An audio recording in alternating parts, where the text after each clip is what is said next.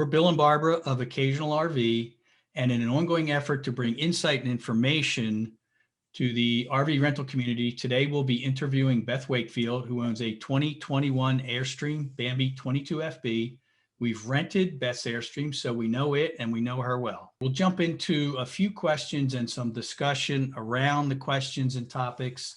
Beth has sent us a couple questions as well from an owner's perspective, so we'll get into a little discussion around that as well. In our opinion, honest and open communication is the most, or one of the most important factors throughout a process like this. Your communication was extraordinary, which gave us a very high confidence level. We felt really comfortable and really good. So I guess my question is, from the perspective of communication being important, would you agree with that? Oh, absolutely. Communication is key.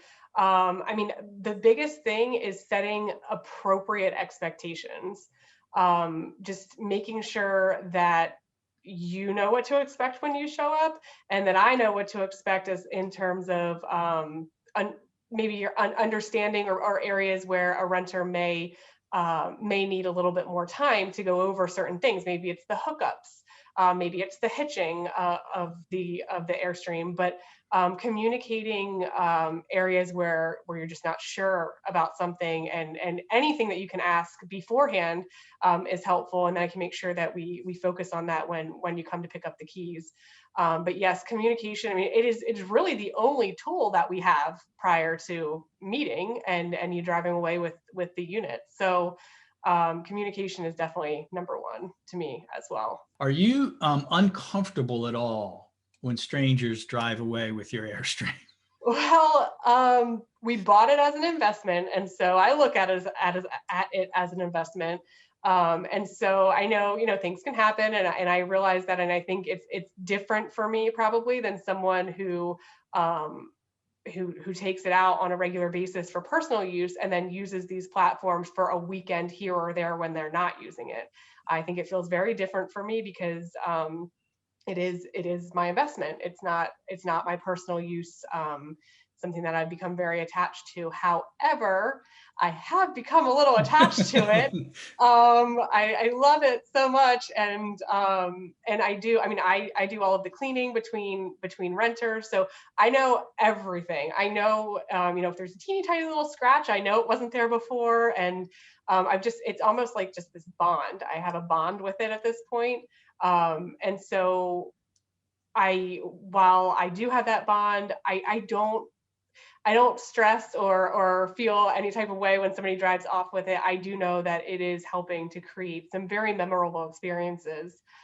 In the short time that we've had it out as a rental, which we just started our first one, very first one went out mid-April, and it went to Key West, and it's been local, it's been far. Right now, it's in the Midwest, so it's traveled more than I have, and so it's just cool to know that when it comes back to me, like I'm cleaning it, and it was in Key West, I found a little bit of sand, and it's just I do have a bond with it, but I also, it's so great to be a part of people's memorable vacation experiences, and their getaways. Well, we can tell you personally that our experience we just went down the road to Caledonia State Park. That was just an exceptional trip for us. It was one of those things that was sort of perfect and you can't repeat it. Yes, I know what you mean.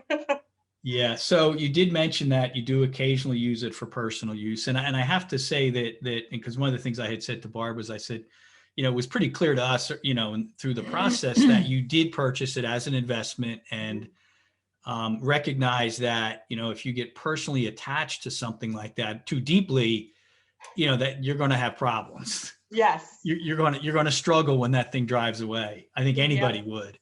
Yes. So I like your perspective around it. I think you have a very, very solid perspective around it.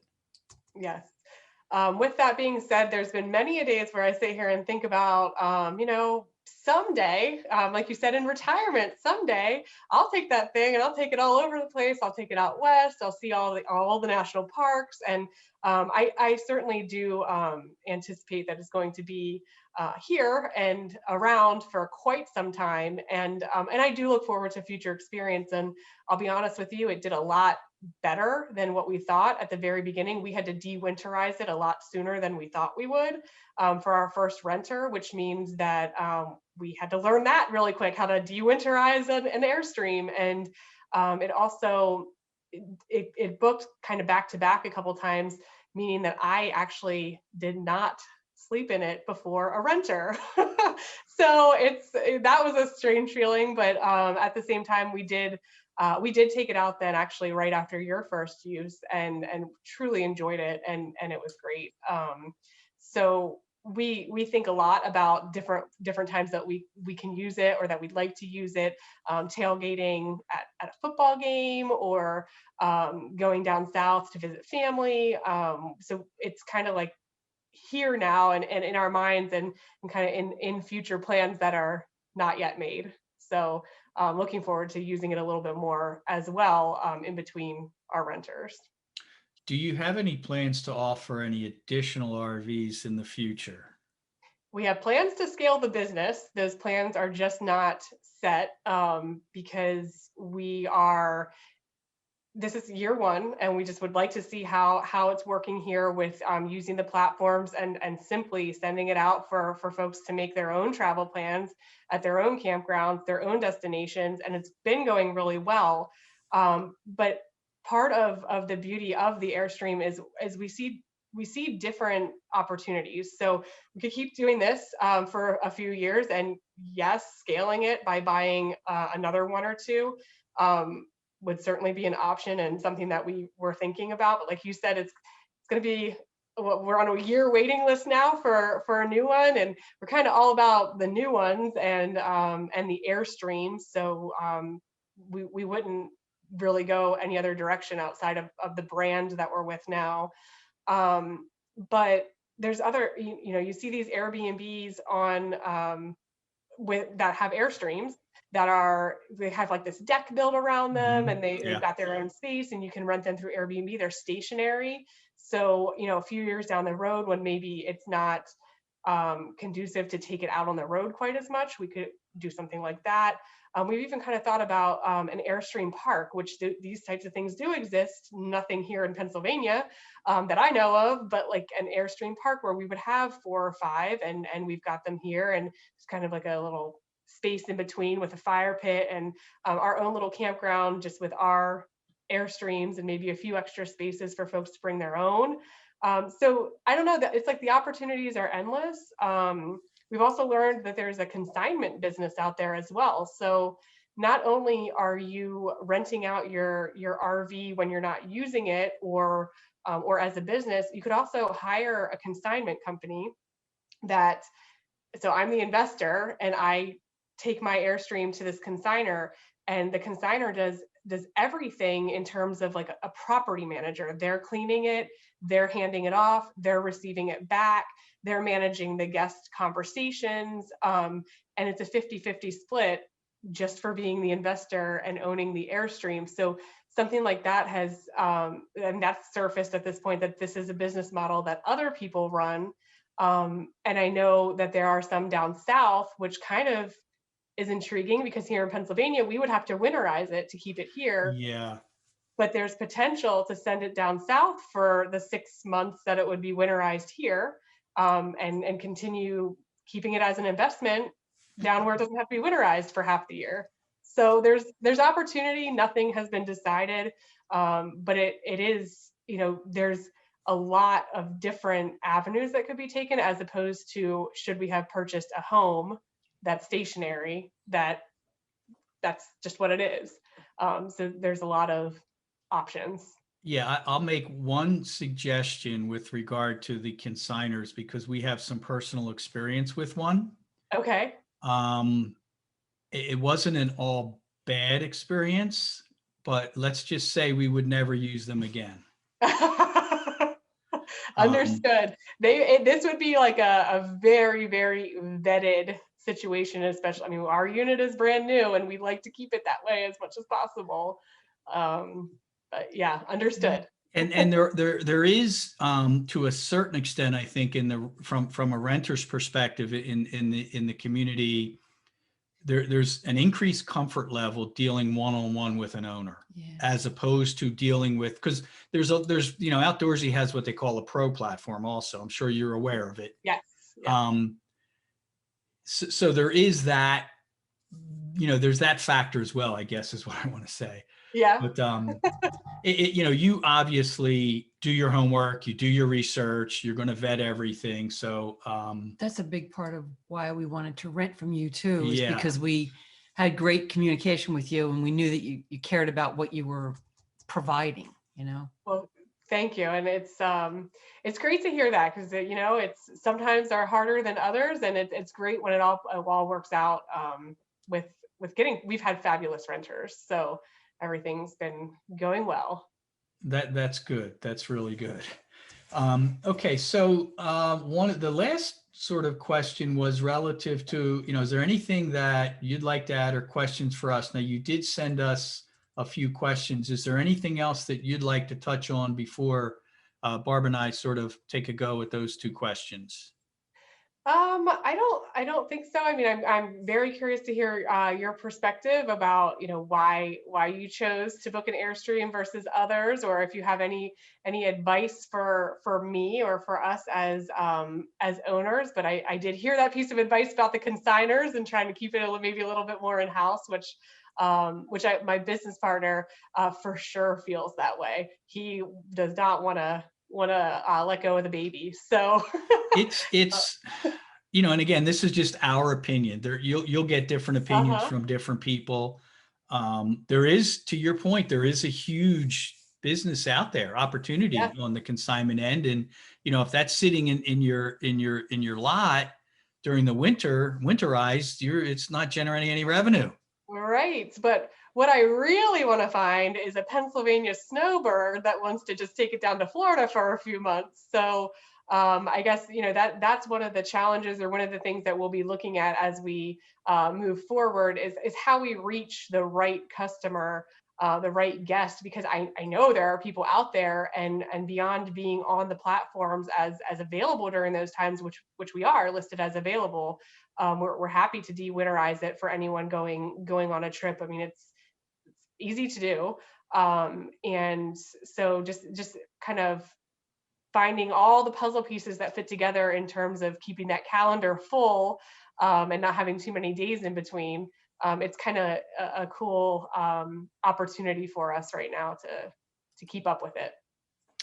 Okay, so one of the questions, and I'm going to sort of paraphrase this question. I don't have the full question right in front of me, but basically, what made us choose Airstream versus other RVs or hotel rooms, et cetera, with regard to travel? Back to the research that we had done over the last year, Barb really kind of settled on the Airstream. And back in November, we went over to Colonial over in Jersey, and they actually had a few nice models sitting there that we could go into and look around. Mm-hmm. We've thought about buying one. I don't think we're going to take on the expense at this point. I mean, I still work full time, but I'd certainly like to get out of that sooner than later. And unless we were going to use it a lot, I mean, from a renter's perspective, the statistics will tell you that the average person who owns an RV for personal use takes it out maybe 4 or 5 times a year. I'm not surprised. Yes. Well, yeah, but look at the cost of ownership and spread that over those 4 or 5 trips, and it's costing you more than a rental would cost. Mm-hmm. And as a renter, we don't have to deal with the maintenance, or any of that. So right now, that's sort of where we are from our perspective. We're searching for Airstreams. Yours is obviously at the top of our list. We didn't like sliders either. We'd slide out. That was one of the big things, and the Airstreams are just so classic. Mm-hmm. I mean, once we went in and looked at them, it was like, wow, these are awesome. Yeah. And as far as being able to travel, I feel like it's a lot nicer to be able to travel and go see what you want versus staying in a hotel room when you have a rental car and then you can only go here today or there the next day. And I feel like you know, it spans a much larger way to see the country if that's what you choose to do. Yeah. Yeah. And we don't like the tourist traps. So like that's why one of the reasons why Caledonia was so great for us, because it's a beautiful state park. It's a beautiful campground. They had a lot of hiking trails and whatnot. It was peaceful. It was quiet, a little bit of road noise from Route 30, but you know, you can live with that. But it's a beautiful place. And that's the kind of environment that we want to be in. In fact, you know, we went so far, obviously, as to buy the truck so that we could do the rentals and, you know, have a vehicle that was more than sufficient to tow what we wanted to tow. So that's sort of our perspective on it. Advice for owners, listings, improvements, amenities. Wow, that's a tough one. I think that from a renter's perspective, everybody's list of amenities is probably going to be a little bit different. You obviously offered some things that we declined because it just wasn't something we wanted. I think it's great that owners offer those additional packages. Because some people don't have things that they need. We pretty much have what we needed. We were missing one key item at that point, the Caledonia trip, but we have it now. And that's a real nice charcoal grill. Well, we had to wait, you know, we waited about 2.5 months to get it. Well, that's another story. That's a whole nother discussion. But we now have it. But we still had a great time. So the flexibility with pickup and drop off windows. I will say that the you know, the rental we did was a Class B, the first one. It was last October. And it was 6 years old. So, you know, it's a 6-year-old RV. It's not going to be as nice as something newer. It had a slide out the whole time we were there. I was worried that something was going to happen. It wasn't going to come back in. Because, you know, if I owned it, it's different. If I own it, I know it. Yeah. To your point earlier, you know your Airstream, you know every little nook and cranny in it. You know, this I had no idea. We were lucky that everything actually did work. We had nothing break. But I was worried about it the whole time. So that's another reason to sort of go to the Airstream. Now, I know it's difficult. You were very flexible with the pickup and drop off windows. We were a little late getting back, but you know, one of the things I think that's absolutely critical is that when you're hitching up, when you're towing, whatever you're doing with it, that you take your time. Because if you start to rush, that's when mistakes happen. That's when something gets screwed up. So we're like, all right, we'll text Beth. We're going to be a couple minutes late, but we're not going to hurry. We're going to take our time. And I think most, you know, the consignor, he gave us a break on the drop off window. So he was very accommodating with that. Okay. So did that answer that question though? I think did we answer that, or is there anything that we could sort of add? I mean, so I, you know, from my listing that I have, you know, frying pans and I have plates and I have all the things that you would possibly need. But then I have noticed that people they're using the frying pans, but in terms of, you know, plates and silverware, maybe not so much. That maybe it's more of like a, you know, paper plate situation. So I was curious as to how much of the included things that are there, at least in our listing, were actually useful versus wouldn't have missed them if they weren't there. I'm going to let Barb address that because I probably wouldn't remember what we used and Well, didn't we use. did use the plates and the silverware. Okay. And I think I might have used one of the coffee mugs, but we all have our own, like, you know, our own personal, like, Yeti mug or whatever it is. Yeah. So that's why we didn't really use that much. One thing that I thought would have been helpful was I did use your cutting board, but it would have been great if it was big enough to fit over and not slide off of the one open, you know, the side of the sink. Okay. Because I covered that, I straddled yours over that to use it for cutting there, so I had more counter space. Okay. and which was helpful, but it wasn't quite like it kept slipping. So if there was one that was a little bit bigger, which I was going to look one up just to see what was out there, or something that we could use to cut on there so that it didn't, that fit right. There If that makes actually, sense. there may be, and a lot of RVs come with like cutting boards that are sort of grooved out and set in the sink a little bit. I think there was one of those in the Airstream. Maybe you just didn't see it. But really? We probably yes, missed I it. thought there was. possibly in the other bin. So that's noted. I will make sure that I point that out and maybe even put it on the sink, kind of where it belongs for storage. I had it in one of the bins, just towed away with everything else stowed away. But that's a good point. Maybe I should keep it out, and so everybody knows what it is and why it's there. Well, that's our But fault for not digging through the bin. no, it's not. But That's the other funny, thing though. is we don't like to make any more trash than is absolutely necessary. Mhm. So, we trusted that everything you provided was clean. Yes. So that's an important factor, I think. Yeah, I would have loved to have used paper plates, but I just thought it was more practical to use a real plate. Well, Yeah. and some people don't want to deal with washing the dishes either. Right, when they're on vacation and they don't Yeah. want to have to do the Right. chores, and And it just depends. we've done that as well. There's times when we don't want to wash dishes. All right, But awesome. Go ahead. we did end up using, we used the frying pan too, I believe. Yeah. And the dish towels. In fact, Yes. we liked the dish towels so much we went out and got some. Oh, did you? Yeah, the white ones, they were great. They were fantastic. Awesome.